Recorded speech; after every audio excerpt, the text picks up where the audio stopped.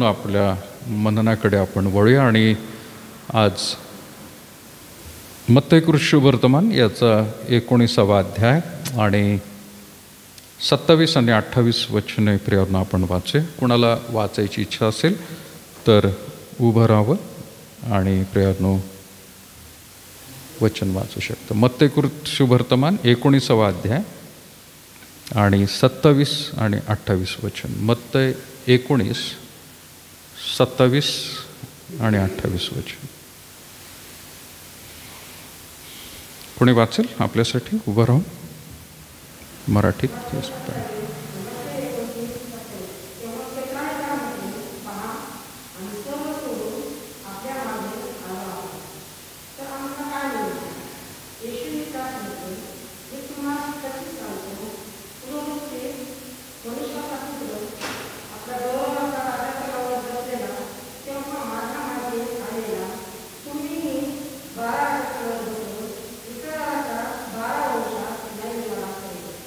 परमेश्वर वाचली वचनाशिवाय. थँक्यू. मागील आठवड्यामध्ये प्रियांनो जो शास्त्रभाग आणि जो मुद्दा आपला चालला होता त्यावरतीच आपण मनन करत आहोत. मागील आठवड्यामध्ये 3 गोष्टी आपण पाहिल्या होत्या, पण टॉपिक कोणाला आठवतो का? मागील आठवड्यात कोणता टॉपिक चालला होता?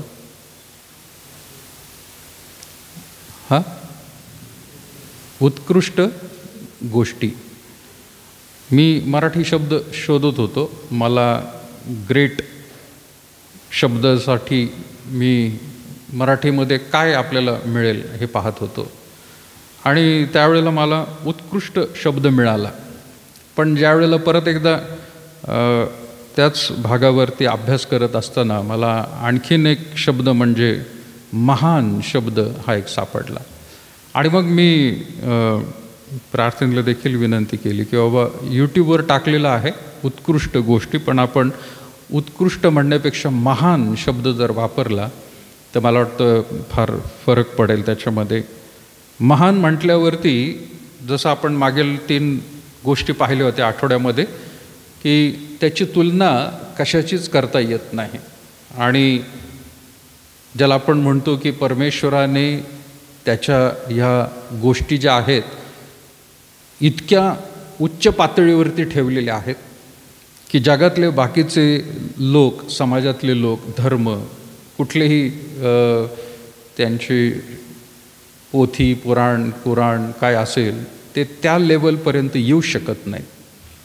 इतकं म्हणून त्याला शब्द महान म्हटलेलं चांगलं राहील असं मला वाटत आहे. तर मागील आठवड्यामध्ये आपण 3 गोष्टी पाहिल्या होत्या की त्या 3 कोणत्या महान अशा गोष्टी, त्याला दुसऱ्या भाषेमध्ये उत्कृष्ट म्हटलं होतं. आज आपण पाहणार आहोत. दिसत आहे का? ती लाईट बंद करते.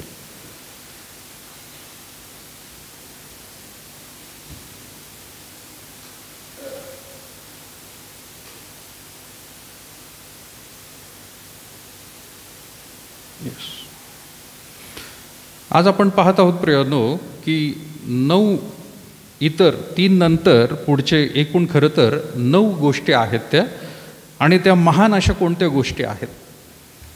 जो शास्त्रभाग एक वाचला आपण प्रियांनो या ठिकाणी मत्तई शुभवर्तमान 19 आणि 27 वचनामध्ये पेत्र येशू ख्रिस्ताला म्हणत आहे. आता हे सगळे सोडून आपल्याला माहिती आहे वेगवेगळ्या शिष्याचं पाचारण कशा रीतीने झालं आणि येशू ख्रिस्त त्यांच्याबरोबर राहत असताना त्यांना वेगवेगळ्या रीतीचे धडेसुद्धा त्यांना तो देत होता.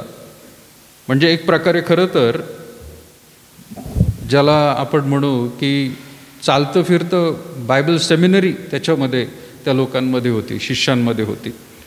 आणि देवाच्या जुन्या करारातून ज्या गोष्टी आहेत त्याने सांगितलेल्या तो वारंवार त्यांना पटवून सांगत होता आणि सर्व काही त्यांना समजत होतं शिष्यांना देखील. पण त्यांचा दृष्टिकोन थोडासा वेगळा होता. आणि पेत्राच्या शब्दामधून आपल्याला एक गोष्ट पाहायला मिळते की तो काय म्हणत आहे 27 वचनात. तेव्हा पेत्र त्याला म्हटलं की पहा, आम्ही सर्व सोडून आपल्या मागे आलो आहोत, तर आम्हाला काय मिळणार? अपेक्षा काय होती पेत्राला? पेत्राला अपेक्षा काय होती? काय मिळणार म्हणून? काय वाटतं तुम्हाला? काय अपेक्षा होती?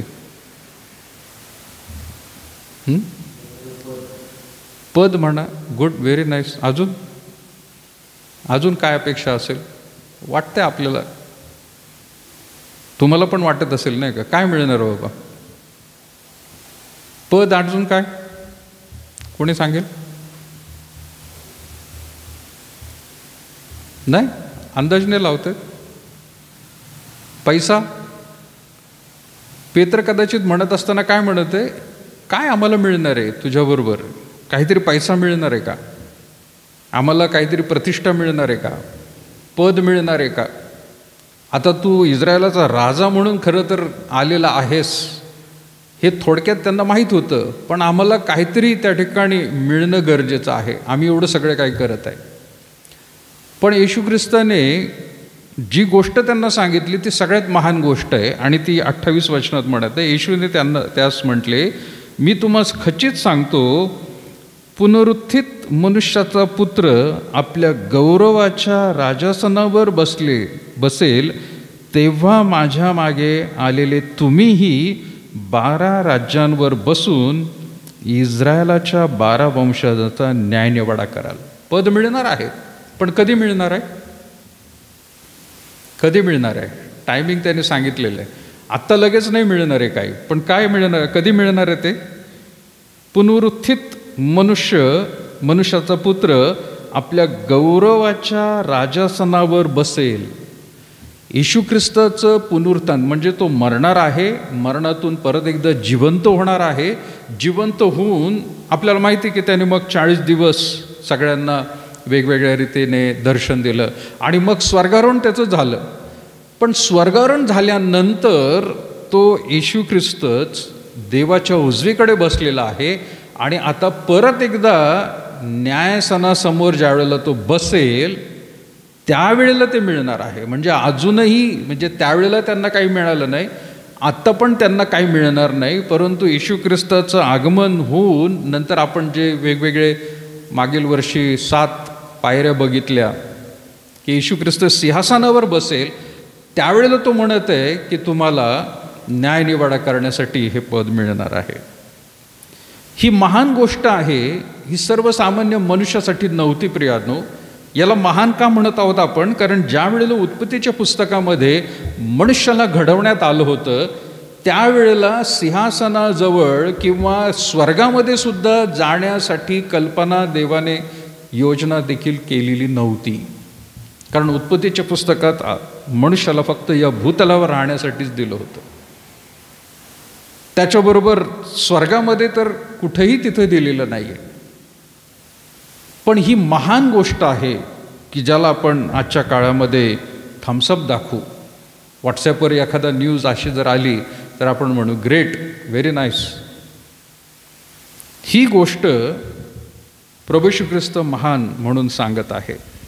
पण ही मिळवण्यासाठी तुम्ही आणि मी सुद्धा प्रियानो आपण खरं तर प्रयत्न करायला पाहिजे. आणि तो प्रयत्न 9 टप्प्यांमध्ये आपण यावेळेला बघणार आहोत. आणि म्हणून मागील आठवड्यामध्ये आपण पाहिलं होतं की 1 नंबर आपण म्हटलं होतं प्रीती.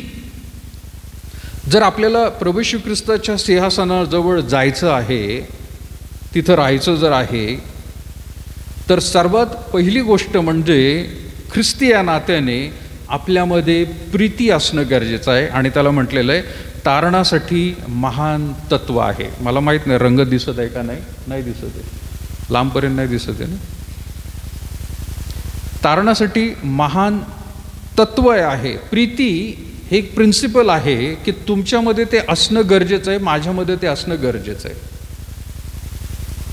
जर ही प्रीती आहे तरच प्रियानो आपण एकमेकांवर प्रीती करू आणि जे समाजातील दुसरे लोक आहेत त्यांना देखील प्रियानो याच प्रीतीद्वारे येशू ख्रिस्ताची ओळख देखील आपण करू शकतो.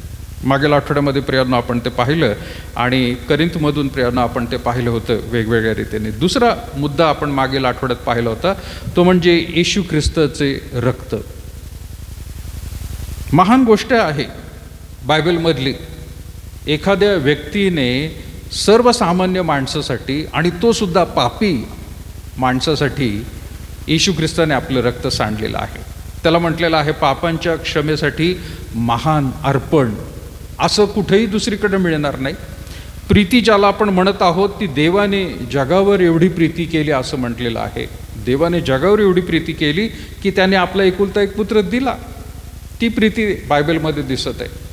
दुसरं आपण बघत आहोत की येशू ख्रिस्ताचे रक्त हे मौल्यवान आहे प्रियानो. हे रक्त प्रियानो सांडणं किंवा वधस्तंभावरती जाऊन आपला प्राण देखील देणं अशी कृती कुठंही झालेली नाही.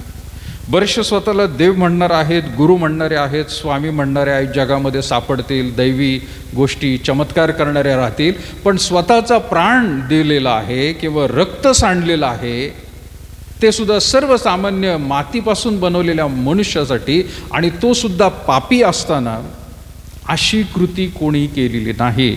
आणि म्हणून दुसरा मुद्दा आपण पाहिला होता महानतेचा की येशू ख्रिस्ताचे रक्त. तिसरा मुद्दा आपण बघितला होता मागील आठवड्यात, ते म्हणजे येशू ख्रिस्ताचं दिलेलं प्रभुभोजन. आपण जे महिन्यातून एकदा प्रियानो घेत असतो प्रभुभोजन, हा सुद्धा एक मेज जो आहे की तो अशा रीतीचं कुठेही आपल्याला सापडणार नाही. आता काही लोकांना वाटेल की हा मेज काय आहे बाबा, आपणच घेत असतो. पण वचन प्रियानो तुमच्या लक्षात असेल की बायबलमध्ये येशू ख्रिस्ताने सांगितलेलं आहे की जिथे दोघे किंवा तिघे माझ्या नावाने एकत्र आहेत त्या ठिकाणी मी आहे. आपण ज्या वेळेला हा मेज तयार करतो आणि आपण हा विधी पाळत असतो प्रियानो महिन्यातून एकदा, त्यावेळेला सुद्धा खुद्द प्रभू येशू ख्रिस्त आपल्यामध्ये उपस्थित असतो. आत्ता देखील तो आहे. पण ती सहभागिता जी आहे त्या सहभागितेबद्दल तो बोलत आहे. आणि ही गोष्ट दुसरीकडे प्रियानो कुठे मिळणार नाही. कदाचित खूप दानधर्म अन्नार्पण देखील लोक करत असतील समाजामध्ये. दुसऱ्या धर्मातले लोक खूप दानशूर असतील, खूप लोकांना जेवण देत असतील, फुकट दर दिवशी ते घालत असतील जेवण. पण खुद्द परमेश्वर सृष्टीचा निर्माण करता तिथं असेलच असं नाही प्रियानो.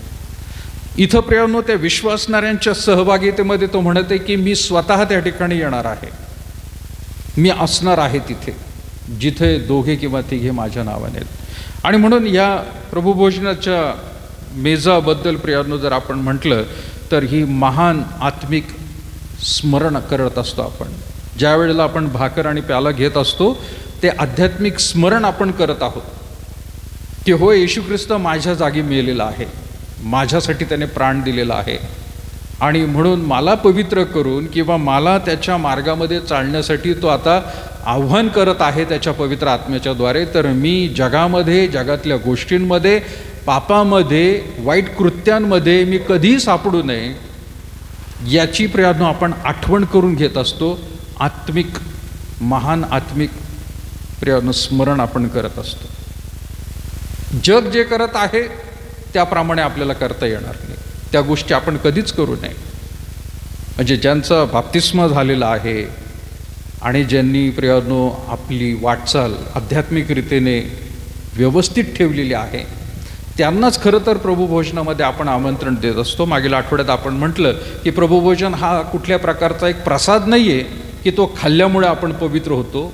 खाणाऱ्या माणसाने आधीच पवित्र जीवन जगावं ही देवाच्या वचनाची अपेक्षा आहे. आणि म्हणून हा विधी गांभीर्याने घेणं सुद्धा तेवढंच गरजेचं आहे. चौथी गोष्ट प्रियांनो आज आपण बघणार आहोत आणि ती म्हणजे स्वर्ग. प्रीती महान आहे, येशू ख्रिस्ताचे रक्त हे सुद्धा महान आहे, प्रभुभोजन एक महान गोष्ट आहे, आणि स्वर्ग हे सुद्धा एक महान ठिकाण आहे. कारण ज्या ठिकाणी खुद्द परमेश्वराचं वास्तव्य आहे. स्वर्ग कुठं आहे असं बरंच वेळेला म्हटलं जातं आणि आपण एक दिशा दाखवतो. मला हे म्हणायचं आहे स्वर्ग ते ठिकाण आहे की ज्या ठिकाणी देवाचं वास्तव्य आहे त्या वास्तव्याला स्वर्ग म्हटलं जातं. काही लोक म्हणतात देव स्वर्गात राहतो. देव कुठं राहतो? सगळेच म्हणतो नाही का आपण, देव कुठं राहतो? स्वर्गात राहतो. म्हणजे एक अशा प्रकारची कल्पना येते की बंगल्यासारखं ते बांधून ठेवलेलं आहे स्वर्ग आणि त्यामध्ये तो जाऊन राहतो. पवित्र शास्त्र अशा रीतीने आपल्याला प्रियानो खरं तर दाखवत नाही. पण ती कल्पना आपण करूया की जिथं देव आहे त्या ठिकाणी प्रियानो स्वर्ग आहे. आपल्याला माहीत नाही ती दिशा कोणती आहे. आपण वर दाखवतो, खाली दाखवत नाही. कारण एक माणसाने ग्रह करून घेतलेला आहे की वरच्या बाजूला स्वर्ग आहे आणि खालच्या बाजूला नरक आहे. पण पृथ्वीच्या बाहेर जर आपण गेलो तर आपल्याला दिसेल की खाली जर आपण बोट दाखवलं तर ते सुद्धा काय वेगळ्याच ठिकाणी जाऊ शकतं प्रियानो. कुठल्या प्रकारे पृथ्वीच्या बाहेर गेल्यानंतर दिशा खरं तर कुठंच नाही आहे. लांबपर्यंत प्रियानो सर्वत्र आपल्याला अंधकारसारख्या गोष्टी दिसतात. पण आपण थोडं वेळ म्हणूया की स्वर्ग एक ठिकाण असं आहे की ज्या ठिकाणी परमेश्वर आहे ते ठिकाण खरं तर स्वर्ग असायला पाहिजे. ते ठिकाणाबद्दल म्हणत असताना काय म्हणतो आपण प्रियानो, स्वर्ग ही एक महान आशा आहे प्रियानो. म्हणजे मनुष्य अजूनही ती आशा बाळगू शकतो. स्वर्ग असं ठिकाण आहे की होय, ज्या ठिकाणी परमेश्वर आहे त्या ठिकाणाला स्वर्ग म्हटलेलं आहे. आणि आजही ही एक मोठी आशा आहे. जगात खूप वेगवेगळ्या रीतीच्या आशा मनुष्यासाठी असू शकतात. आशेवरती आहोत. आज MPSCची परीक्षा होणार आहे. त्या मुलांना आशा आहे की होय ते पास होतील आणि सरकारी नोकरी मिळेल. काही तरुण आहेत की त्यांचं लग्न अजून झालं नाही, तरुणींचं. त्यांना आशा आहे की होय या येत्या वर्षामध्ये त्यांचं लग्न होईल. एक तरुण जोडपं आपल्यामध्ये आलेलं आहे नाही का आज, कुणाल आणि त्याची प्रियपत्नी. त्यांचं झालं लग्न. बाकीच्यांना आशा आहे होय करतील. दुसऱ्यांना आशा आहे की होय आम्ही चांगला अभ्यास करून चांगली नोकरी आम्हाला मिळेल. काही बिझनेस करतील. काही लोक वर्षाची आशा करत आहेत. आपण नवीन वर्षामध्ये आहोत 2022मध्ये. नक्कीच आपल्याला आरोग्य चांगलं मिळेल, हे वर्ष सुखाचं जाईल, आशा आहे. वेगवेगळ्या खूप आशा आहेत. पण त्या आशा कदाचित निराशा करू शकतील आपल्याला. आपल्या जीवनात निराशा आणू शकतील. कारण त्या भूतलावरच्या आहेत. पण स्वर्ग एक अशी आशा आहे की ती आजही आपण बाळगू शकतो आणि खात्रीने ती मिळेल आपल्याला. हे आपण इतरांना सुद्धा सांगू शकतो प्रियानो. कारण तसं देवाचं वचन आपल्याला सांगत आहे. आणि म्हणून स्वर्ग ही मनुष्यासाठी फार मोठी आशा आहे. महान आशा आहे ती. जगातल्या सगळ्या आशांपेक्षा ती सगळ्यात मोठी आशा आपण बाळगावी. भलं आपल्याला आयुष्य किती मोठं मिळत आहे का छोटं मिळत आहे याचा विचार करू नका.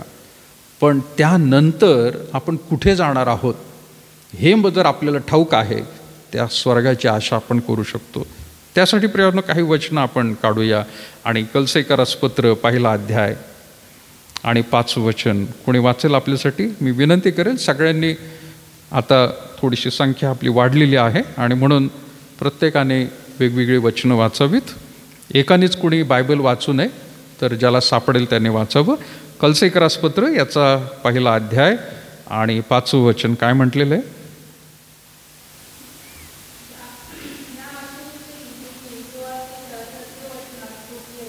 येस. पुढे 6वं वचन.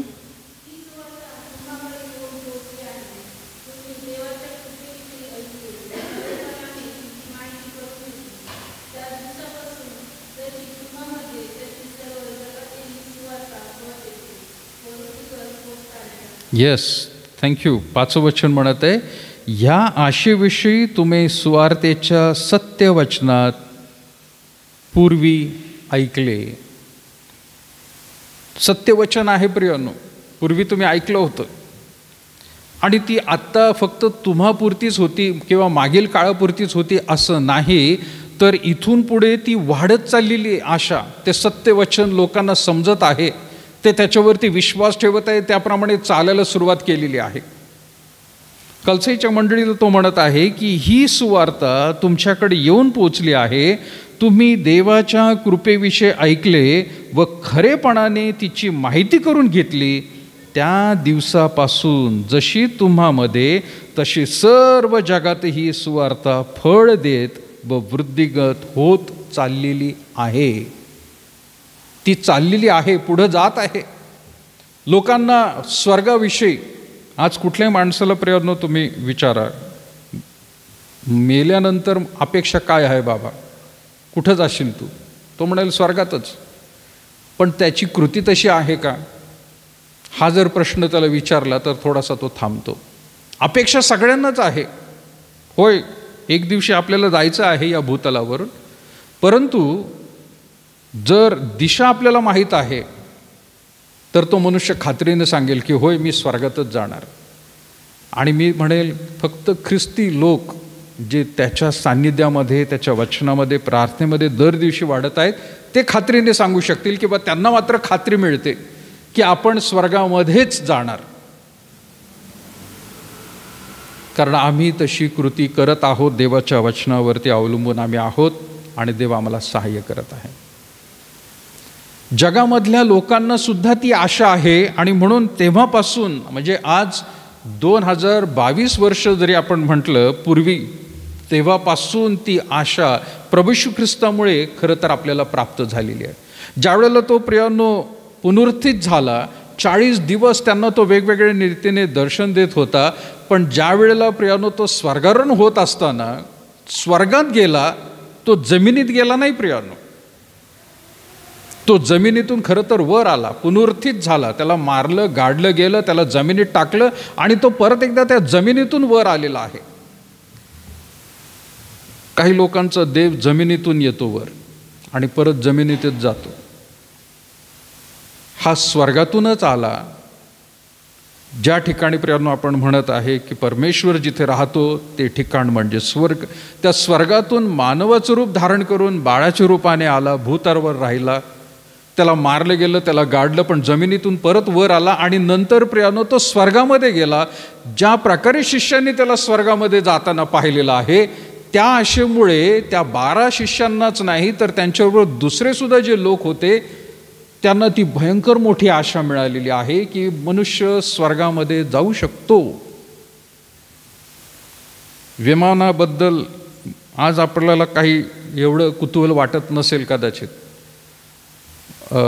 आपल्यापैकी किती जण मला माहीत नाही बसलेलो आहोत, पण विमान लहानपणापासूनच कुतूहल असतं नाही का. आणि आम्ही सुद्धा लहान असताना विमान कागदाचे बनवायचे आणि उडवायचे. ते हवेमध्ये किती वेळ राहतं याच्याकडे जास्त लक्ष असायचं. हवेत राहते एखादी गोष्ट आपण बनवली आणि ती हवेमध्ये राहते आणि ती किती वेळ राहते. जर विमान बनवलं आणि ते फेकल्यानंतर पटकन खाली पडलं तर एकदम निराशा येते, अरे काय विमान आहे. मग परत एकदा दुसरा कागद व्हायचा, फाडायचा, परत एकदा दुसरं बनवायचं, चांगलं बनवून परत सोडायचं. जेवढा वेळ ते विमान हवेमध्ये राहील आश्चर्य वाटतं, अरे किती छान चाललंय ते विमान. माणसाला देखील हवेमध्ये उडण्यासाठी प्रियांनो खूप प्रयत्न केले त्याने. इतिहास जर बघितला इंटरनेटवरती, गुगलवरती, तर माणसाने स्वतःच्या हाताला पक्ष्यांसारखे पंख लावून घेतले आणि त्याची इच्छा होती की हवेमध्ये त्याने उडावं. वेगवेगळे प्रयोग झाले, माणसांनी तयार केले. पण जॉन राईट ब्रदर्स, ज्याला आपण म्हणतो राईट ब्रदर्स, दोघा भावांनी ज्या वेळेला ते विमान बनवलं आणि काही क्षणापुरतं ते हवेमध्ये राहिलं आणि मग परत आलं, त्यावरती माणसाने शोध करत राहिला. त्याला आशा मिळाली, अरे राहू शकतो आपण, काहीतरी बनवून वर जाऊ शकतो, जमिनीपासून वरच्या अंतरावरती राहू शकतो आणि परत हवेमध्ये राहून आपण खाली पण येऊ शकतो. ही आशा प्राप्त झाल्यामुळे माणसं त्याच्यावर काम करायला लागली, संशोधन व्हायला लागलं. आणि मग आज आपल्याला पाहायला मिळतंय की माणूस पृथ्वीच्या ह्या टोकापासून दुसऱ्या टोकात अगदी काही क्षणामध्ये तो पोहोचतोय. तेवढंच नाही तर त्या रॉकेटचा देखील त्याने शोध लावला की तो चंद्रावर आता जाऊ शकतोय. म्हणजे आता फक्त हवेमध्येच उडण्याचा प्रकार नाही तर इथून दुसरीकडे जाण्याचा प्रकार सुद्धा व्हायला लागलेला आहे. अगदी तशाच प्रकारची आशा ज्यावेळेला प्रभू येशू ख्रिस्ताचं स्वर्गारोहण झालं त्यावेळेस शिष्यांना वाटलं, अरे हा जिवंत मनुष्य स्वर्गामध्ये जाऊ शकतो, आपल्याला पण जायला पाहिजे. आणि ते त्या प्रयत्नामध्ये राहिले प्रियानो. आपण सुद्धा जाणार. फक्त काही काळापुरतं विमान हवेत राहतं, पण नंतर ते उतरावंच लागतं कुठंतरी. ते उतरल्याशिवाय प्रवास पण पूर्ण होणार नाही. पण लक्षात घ्या प्रियानो, मनुष्य स्वर्गामध्ये जात आहे. चंद्रावर नाही, मंगळावर नाही. अजून मंगळावर गेला नाही माणूस, प्रयत्न चाललेत. पण आपण त्याही पलीकडे स्वर्गामध्ये जाऊ शकतोय हे अभिवचन लोकांना ज्या वेळेला समजलं, लोक त्यावर प्रयत्न करायला लागले. आणि म्हणून पाऊल म्हणत आहे ह्या वचनामध्ये प्रियानो, 6व्या वचनामध्ये, की ही सुवार्ता तुमच्याकडे येऊन पोहोचली आहे. तुम्ही देवाच्या कृपेविषयी ऐकले व खरेपणाने तिची माहिती करून घेतली. त्या दिवसापासून जशी तुम्हामध्ये तशी सर्व जगातही सुवार्थ फळ देत वृद्धिंगत होत चाललेली आहे. लोकांना आशा निर्माण झालेली आहे, स्वर्गात जाणार आहे आपण. प्रभू येशू ख्रिस्तामुळे हे प्रियानो शक्य झालेलं आहे. जर येशू ख्रिस्त मानवाचं रूप धारण करून आला नसता तर आपल्याला अशक्य होतं प्रियानो. आपण भूतलावरतीच राहिलो असतो. दुसरं प्रियानो आपण वचन वाचूया. कोणीतरी वाचा, 1 पेत्र 1:4, 1 अध्याय आणि 4 वचन, पेत्राचे पहिले पत्र.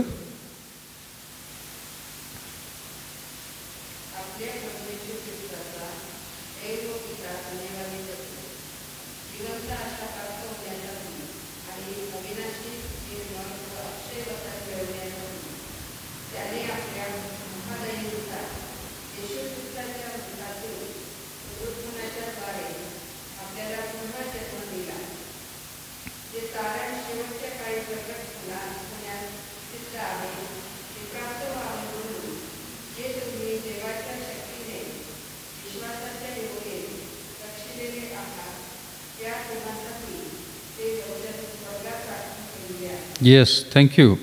3 पासून 5 पर्यंत खरं तर वचन आहे ते. पण आपण वाचत आहोत प्रियानो, की आपल्या प्रभू येशू ख्रिस्ताचा देव व पिता धन्यवादित असो. जिवंत आशा प्राप्त होण्यासाठी आणि अविनाशी निर्मळ व अक्षयवतन मिळण्यासाठी त्याने आपल्या महादयेनुसार येशू ख्रिस्ताच्या मृतातून पुनरुत्थानाच्या द्वारे आपल्याला पुन्हा जन्म दिला. ख्रिस्तामुळे पुनरुत्थान आहे आणि ख्रिस्तामुळे आपलं देखील प्रियानो स्वर्गारोहण होणार आहे. जे येशू ख्रिस्तावर विश्वास ठेवणारे आहेत त्यांचं पुनरुत्थान खात्रीने आहे. जे आपण प्रियानो मागच्या वर्षी प्रियानो आपण पाहिलं होतं, विश्वास ठेवणाऱ्यांचंच पुनरुत्थान होणार आहे स्वर्गामध्ये जाण्यासाठी. बाकीच्यांचं पण पुनरुत्थान होणार आहे, पण कशासाठी? न्यायनिवाड्यासाठी. न्यायनिवाडा होणार आहे, त्यासाठी त्यांचं सुद्धा पुनरुत्थान होणार आहे. पण जे तुम्ही आणि मी विश्वास ठेवणारे लोक आहोत, तुमचं आणि माझं पुनरुत्थान होणार आहे. एवढंच नाही तर आपण स्वर्गामध्ये येशू ख्रिस्तासारखे आपण तिथे सुद्धा त्याच्याबरोबर वास्तव्य प्रियानं आपण करणार आहोत. तुम्हाला आणि मला ही फार मोठी आशा आहे. आणि पेत्र सुद्धा त्यावेळेला प्रियानो तेच म्हणत आहे की येशू ख्रिस्ताचा देव व पिता धन्यवादित असो. त्या देवामुळे हे शक्य झालेलं आहे, त्याला आधी तो धन्यवाद देत आहे. आणि मग पुढे प्रियानो आपल्याला पाहायला मिळत आहे की जे तारण शेवटच्या काळी प्रगट होण्यास सिद्ध आहे ते प्राप्त व्हावे म्हणून जे तुम्ही देवाच्या शक्तीने विश्वासाच्या योगे राखलेले आहात, त्या तुमच्यासाठी ते वतन स्वर्गात राखून ठेवलेले आहे. ते एक बक्षीस मिळणार आहे प्रियानो. स्वर्ग एक असं ठिकाण आहे की ज्या ठिकाणी तुम्हाला आणि मला भूतलावरती कशा प्रकारचं आपण जीवन जगलो त्यासाठी एक पारितोषिक देवाने ठेवलेलं आहे. ते पारितोषिक मिळण्याचं ठिकाण स्वर्गामध्ये आहे. मग अशी पेत्र जसं प्रियानो म्हणाला की आम्हाला काय मिळणार, त्याला वाटलं होतं की मला काहीतरी पद मिळेल, आम्हा 12 लोकांना पद या ठिकाणीच मिळेल. पण येशू ख्रिस्त म्हणत नाही, आत्ता नाही मिळणार आहे तुम्हाला काही. तुम्ही माझ्या मागे राहिलात, चांगली गोष्ट केलेली, शेवटपर्यंत जर टिकलात तर पुनरुत्थान झाल्यानंतर सिंहासनावर प्रभू येशू ख्रिस्त ज्या वेळेला बसेल त्यावेळेला मात्र तुमचा मान सन्मान होणार आहे. ही महान गोष्ट आहे प्रियानो. एखाद्या समारंभामध्ये एखाद्याला बक्षीस मिळणं सगळ्यांनाच आवडतं नाही का? सगळ्यांनाच आवडतं की बाबा बक्षीस समारंभामध्ये माझं नाव घेण्यात आलं आणि माझं नाव घेऊन त्यांनी मला बक्षीस दिलेलं आहे. मग ते वर्गामध्ये का असू द्या, शाळेमध्ये मुलांच्या, की त्या शिक्षकांनी जर खरंच चांगला अभ्यास केला किंवा उत्तर दिलं किंवा एखादा गृहपाठ फार चांगला त्याने केला, तर शिक्षक ज्या वेळेला त्या विद्यार्थ्याचं नाव घेतात, त्याला उभं राहायला सांगतात आणि बाकीच्यांना वही दाखवतात, बघा त्याने किती चांगलं केलं आहे, त्या मुलीला जरा बरं वाटतं, काय विशेष केलं आपण, बाकीच्यांपेक्षा काहीतरी विशेष केलेलं आहे. भूतलावर आपण कसं जीवन जगत आहोत त्याचा हिशोब त्या ठिकाणी प्रियांनो लिहिला जात आहे. आणि तो स्वर्ग असं ठिकाण आहे जिथं देवाचं वास्तव्य आहे. त्या ठिकाणी प्रियांनो आज जे काही तुम्ही आणि मी निर्णय घेतो आणि जीवन जगत आहोत त्याचं संपूर्ण लेखाजोखा त्या ठिकाणी दाखवला जाणार आहे आणि बक्षीस मिळणार आहे. पण जर वाईट केलं असेल, काही वचनाच्या विरुद्ध वागलं असेल, जगातल्या चालीरीतीप्रमाणे बाकीची मुलं मुली जे काही करतायत तसं आम्ही पण करत असू, पारितोषिक गमावलंय प्रियांनो, आपण पारितोषिक गमावलेलं आहे. आपलं ख्रिस्ती जीवन हे जगापासून वेगळं असलं पाहिजे.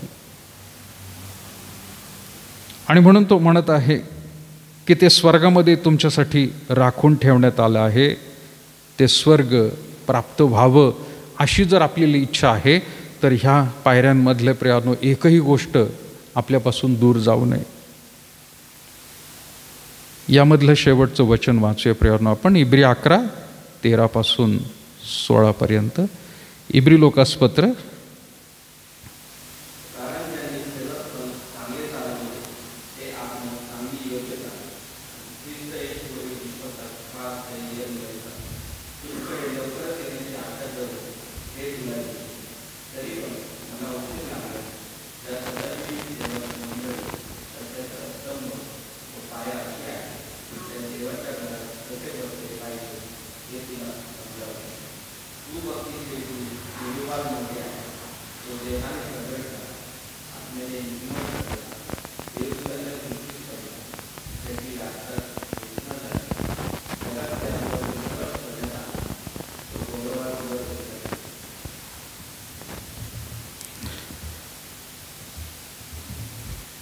11 यस मी शोधत राहिलो माझ्याच बायबलमध्ये. इब्री 11:13-16 आहे.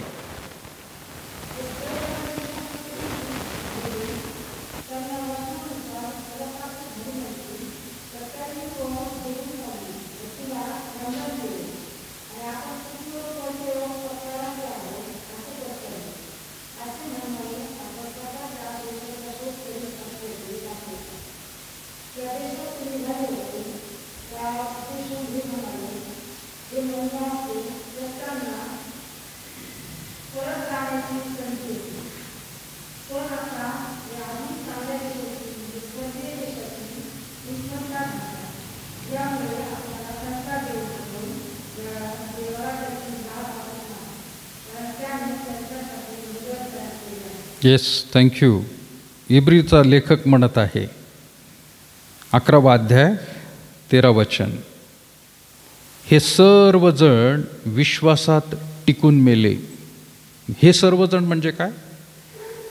त्या 11व्या अध्यायामध्ये वेगवेगळ्या लोकांची नावं लिहिण्यात आलेली आहेत. अगदी अब्रामापासून त्याने वर्णन करत आलेलं आहे. आणि अब्रामाविषयी जर आपण एकच जरी व्यक्ती बघितला, बाकी सगळे मोठी यादी आहे, पण अब्रामाविषयी जर आपण म्हटलं तर देवाने त्याला सांगितलं की तू आपलं घरदार, आईबापाचं, नातेवाईकांचं सगळं जागा सोड आणि मी सांगतो त्या ठिकाणी चल. आपल्याला ती गोष्ट माहिती की त्याला माहीत नव्हतं कुठं चाललेलं आहे, पण देवाने जर सांगितलं आहे तर त्याच्यासाठी स्वर्गाचं ठिकाण होतं प्रियांनो ते. आणि म्हणून त्याला आवडणाऱ्या गोष्टी, त्याच्या नातेवाईक, त्याची भाषा, आपल्यासारखी वस्ती त्यावेळेला प्रियांनो नव्हती. जवळपास भूतलावरचे ही 4000 वर्षाच्याही आधीची गोष्ट आपल्याला सांगतोय मी. आणि माणसाची वस्ती वाढलेली नव्हती. कोणीतरी नातेवाईक तिथं होता, मग आपण जाऊ, त्याचा आडोसा घेऊ आणि मग तिथं स्थायिक होऊ, असं काही नव्हतं. पण हे सगळे अब्रामापासून नंतरचे जे लोक होते बायबलमध्ये आपल्याला आढळतात, त्या सर्व लोकांनी देवाच्या वचनाचं पालन, आज्ञापालन केलं त्यांनी. पण त्यांच्या हयातीमध्ये त्यांना फलप्राप्ती नाही झाली ती. जसं अब्रामाला ज्या वेळेला बोलवलं, उत्पत्तीच्या 12व्या अध्यायामध्ये आपण बघतो की त्याने तिथं अभिवचन त्याला दिलं होतं की मी तुझी संतती आकाशातील ताऱ्यांप्रमाणे, समुद्राच्या किनारे असलेल्या वाळूप्रमाणे मी करणार आहे. अब्रामाने स्वतः नाही पाहिलं ते काही.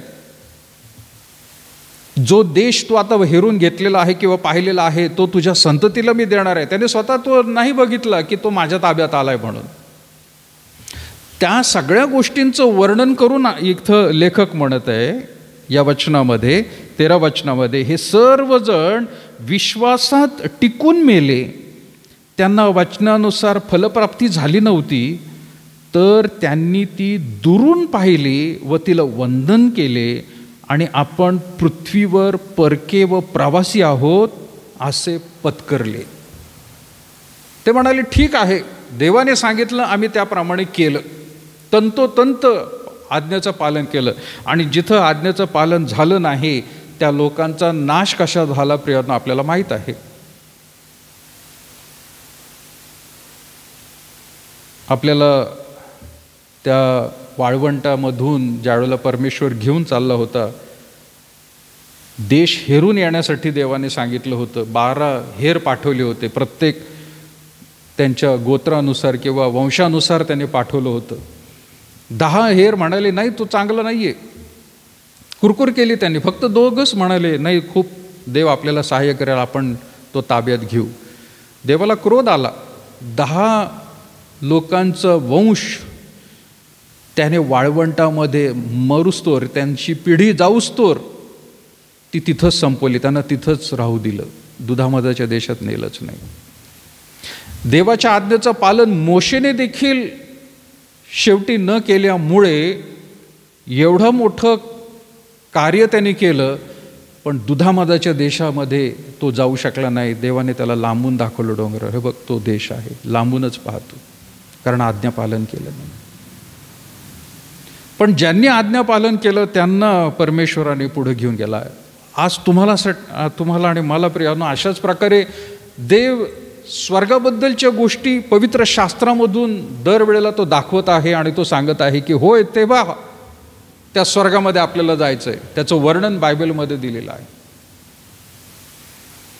त्या लोकांनी दुरून त्याला वंदन केलं म्हटलेलं आहे प्रियांनो.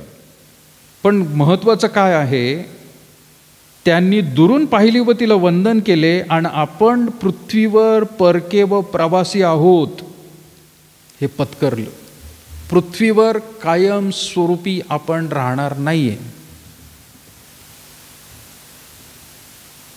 हे आपण पत्करायला पाहिजे, स्वीकारायला पाहिजे. आपली धडपड खूप असते नाही का. असं म्हणत नाही मी की माणसं आज आजारी पडली तर औषध खाऊ नका, चला वरच जायचे, नाही. तसा उद्देश देवाचा पण नाही आहे प्रियांनो, कोणाचाच नाही आहे तसा उद्देश.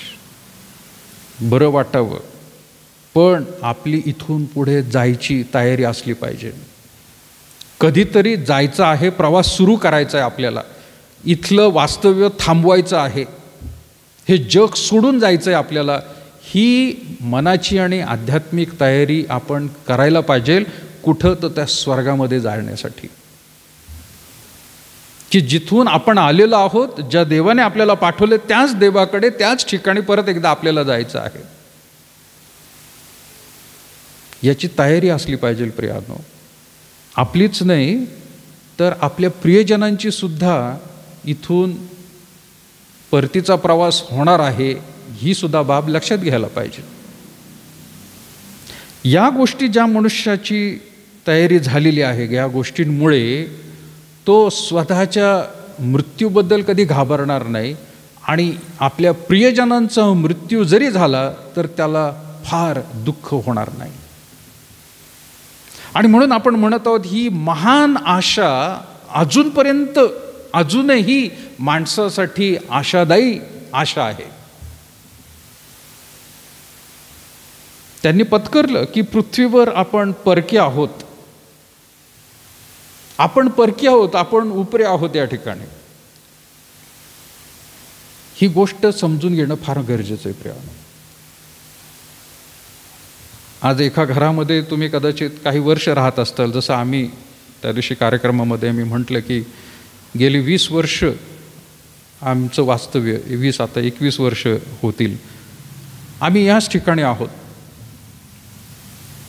काही वेळेला घर बदलल्यानंतर काही लोकांना अवघड वाटत असतं, अरे त्या घरामध्ये तसं होतं, या घरामध्ये नाही आहे, हे घर बदललं, ते घर बदललं, आणि मग ॲडजस्टमेंट होणं फार कठीण होतं. तो जो प्रवास असतो तो अंगवळणी झालेला असतो काही लोकांना, की काही दिवस एका घरात, काही दिवस दुसऱ्या घरात, आणि मग ते नवीन ठिकाणी गेल्यानंतर लगेच ते ॲडजस्ट होत असतात. पण एखादा मनुष्य एखाद्या घरामध्ये बरीच वर्ष राहिलं आहे आणि आता एकदम त्याला दुसऱ्या ठिकाणी जर जायचं आहे आणि तिथं वास्तव्य करायचं आहे, तर त्या माणसांना सुरुवातीला खरं तर काही लोकांना तर जागा बदलली तर त्या रात्री झोपसुद्धा लागत नाही का नाही, मला माहीत नाही, पण माझ्यासारखे काही लोकांचं होतं की बिछाना जरी बदलला, जागा जरी बदलली तर त्या दिवशी झोपच येत नाही, आता दुसरीकडे जाऊन राहायचं आहे. पण स्वर्गामध्ये ज्या वेळेला आपण जायचं म्हणतो प्रियानो, तर आपली ती तयारी असली पाहिजे की मी हे ठिकाण सोडून स्वर्गामध्ये जाणार आहे, तर मला या ठिकाणी कायमस्वरूपी राहायचं नाही आहे, म्हणून इथल्या गोष्टींचा जास्त विचार नाही करायचा आहे. उदाहरणार्थ प्रियानो, जसं त्या दिवशी आपल्यामध्ये आपल्या सर्व म्हणजे वरिष्ठ अधिकारी आले होते, रेव्हरंड सुनील दांडगे, आणि त्यांना आपण निशा हॉटेलमध्ये ठेवलं होतं इथं. तर सकाळी मी त्यांना घ्यायला गेलो, त्यावेळेला त्यांना विचारलं, सर रूम चांगली होती का?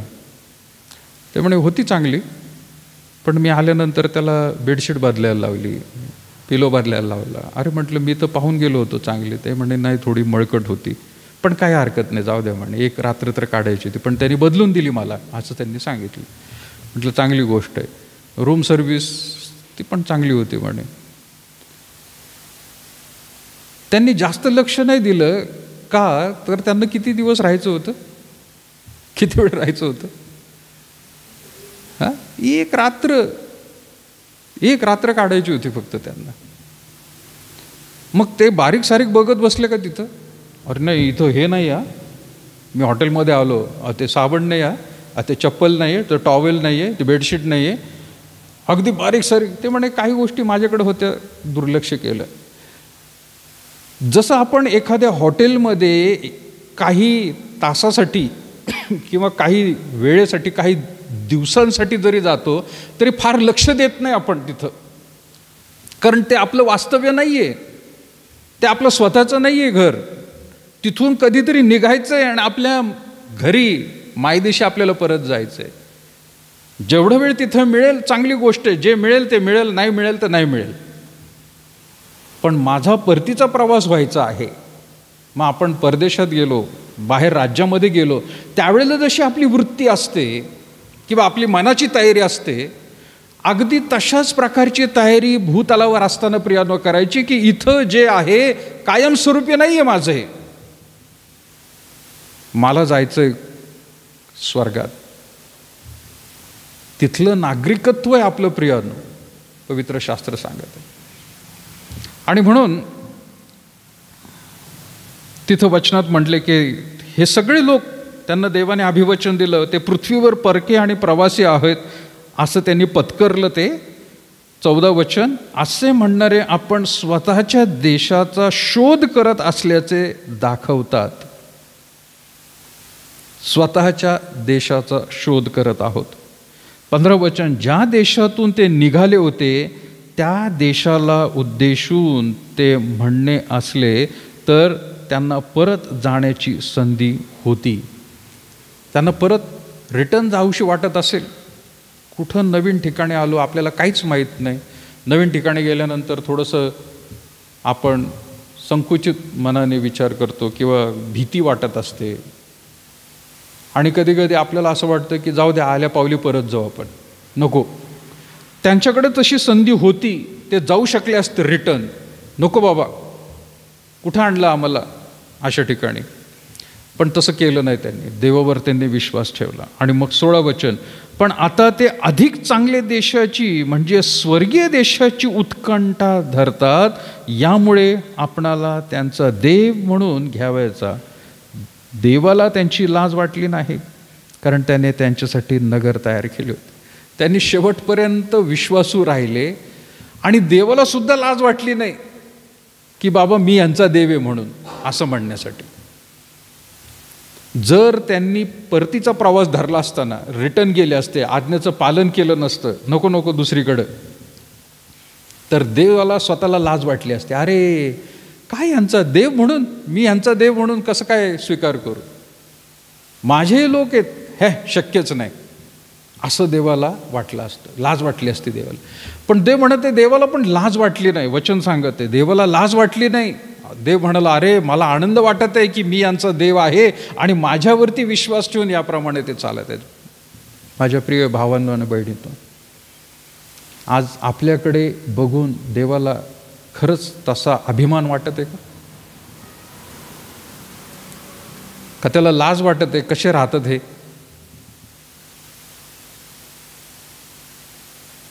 जगातल्या गोष्टींमध्ये रमून जाऊ नका, जगातल्या गोष्टींप्रमाणे वागू नका, चालीरीती रूढी परंपरा बाजूला ठेवा. मी जुन्या काळातल्या गोष्टीने आजच्या काळातल्या सुद्धा म्हणत आहे. आणि म्हणून प्रियांनो, तेवढ्यासाठी देवाचं वचन प्रत्येक वेळेला प्रियांनो प्रत्येक परिस्थितीमध्ये आपल्याला लागू पडतं. आणि रोम 12 आपल्याला चांगलं माहीत आहे, त्याचं पहिलं 2 वचनं काय म्हणत आहे. म्हणून बंधूंनो, रोम 12वा अध्याय 1 आणि 2, म्हणून बंधुजनो, मी देवाच्या करुणेमुळे तुम्हाला विनवितो की तुम्ही आपली शरीरे जिवंत, पवित्र व देवाला ग्रहणीय यज्ञ म्हणून अर्पण करावी. ही तुमची आध्यात्मिक सेवा आहे. दुसरं वचन काय म्हटलंय? देवाची उत्तम, ग्रहणीय व परिपूर्ण इच्छा काय आहे हे तुम्ही समजून घ्यावे, म्हणून या युगाबरोबर समरूप होऊन जा. होऊ नका म्हटलेलं आहे. या युगाबरोबर, प्रत्येक युगासाठी हे वचन लागू पडते प्रियानो. 2022 वर्षापूर्वी सुद्धा पौल त्या काळातल्या रोमनमधल्या लोकांना तो बोलत होता. आजच्या काळामध्ये तो तुमच्याशी आणि माझ्याशी देखील तो बोलत आहे प्रियानो. या युगाबरोबर, कारण जगातले लोक आणि जगातल्या गोष्टी वाहत चाललेल्या आहेत प्रियानो. माणसं वेगवेगळ्या रीतीने प्रियानो वाटेल तसं वागतात, वाटेल तसं. आणि पूर्वी त्याचं जास्त प्रदर्शन होत नव्हतं, पण आता मात्र प्रदर्शन व्हायला लागलेलं आहे. ते दाखवायला लागलेले आहेत, आम्ही काय करतो बघा म्हणून. आणि काही वेळेला लाज वाटते की स्त्री पुरुष अशा रीतीच्या काही व्हिडिओज बनवतात की जगातल्या वाईट लोकांना सुद्धा लाज वाटेल, अरे हे असलं बिभस्तपणाच्या गोष्टी कशा काय लोकांना हे दाखवायला लागले. ख्रिस्ती लोक तर आपण म्हणतो स्वतःला जिवंत आणि पवित्र देवाचे आम्ही लोक आहोत. म्हणून तो म्हणत आहे देवाची उत्तम व ग्रहणीय परिपूर्ण इच्छा काय आहे हे तुम्ही समजून घ्यावे, म्हणून या युगाबरोबर समरूप होऊ नका, तर आपल्या मनाच्या नवीनीकरणाने स्वतःचे काय करा? कोणाचे करा रूपांतर? स्वतःचे. जगाचं रूपांतर करत बसू नका. आज जगातले लोक जगाचं रूपांतर करायच्या मागे लागलेले आहेत. अरे लोक तसं करतात ना, मी दाखवतो यांना कसं करायचं म्हणून. अरे जगाला रूपांतर करत बसू नका, स्वतःचं रूपांतर करून घ्या तुम्ही. रूपांतर करत असताना जगाबरोबर समरूप होऊ नका, तो म्हणत आहे. जगातल्या गोष्टींसारखं वागू नका. तुम्ही आध्यात्मिक रीतीची सेवा तुम्ही करत आहात. आणि म्हणून जसं या लोकांनी देखील प्रियानो पत्करलेलं आहे. पण वचन पुढे जाऊन काय म्हणत आहे? 16 वचन, पण आता ते अधिक चांगल्या देशाची म्हणजे स्वर्गीय देशाची उत्कंठा धरतात. यामुळे आपणाला त्यांचा देव म्हणून घ्यावायला देवाला त्यांची लाज वाटली नाही, कारण त्याने त्यांच्यासाठी नगर तयार केलेले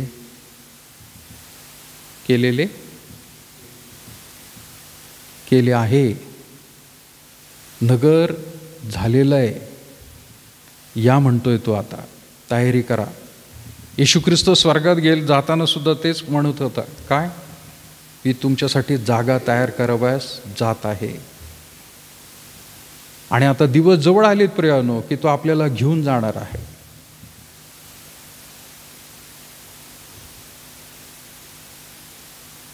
एखादा मुलगा हॉस्टेलमध्ये जर टाकला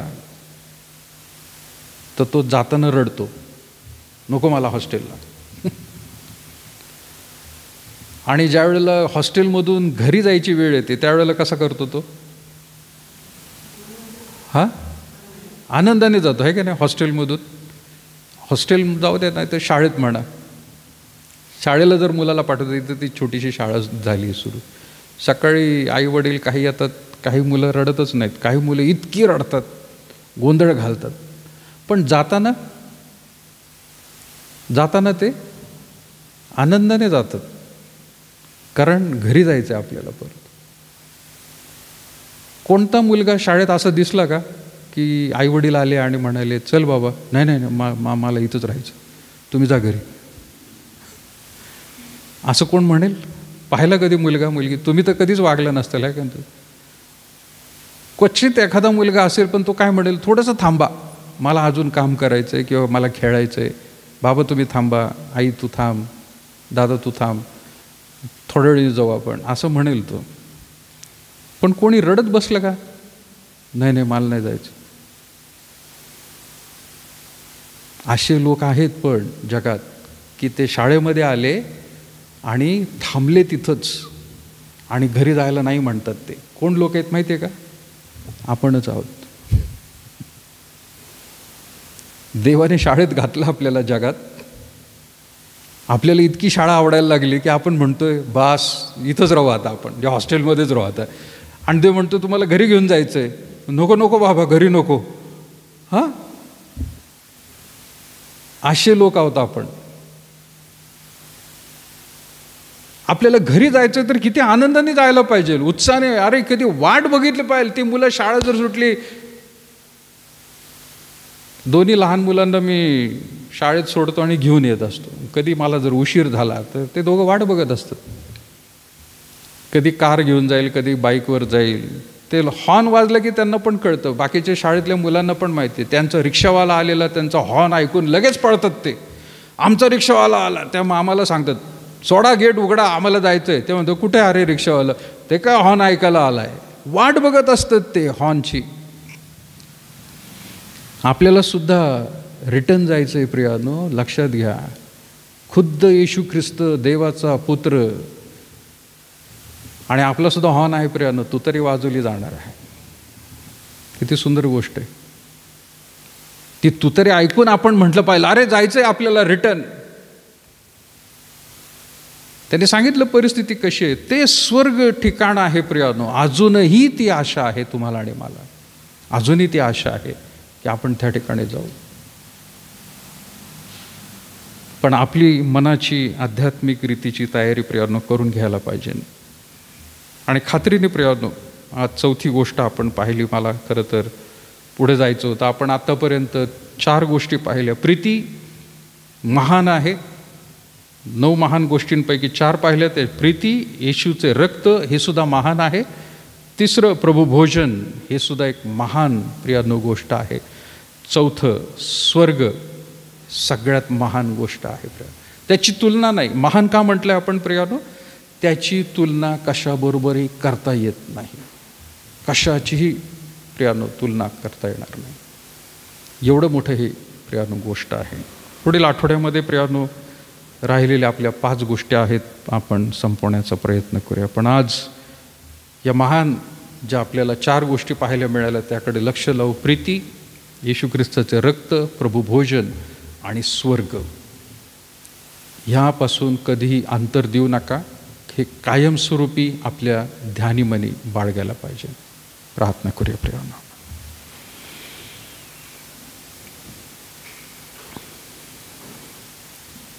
थोर अनुग्रहकारी प्रभू, आम्ही पुन्हा एकदा तुझ्या या सुंदरच्या अभिवचनांसाठी, तुझ्या महान गोष्टींसाठी प्रभू आम्ही तुझे आभार मानतो. खरोखर किती सुंदर अशा गोष्टी प्रभू तुझ्या पवित्र वचनामध्ये आम्हाला तू देऊ केलेल्या आहेस.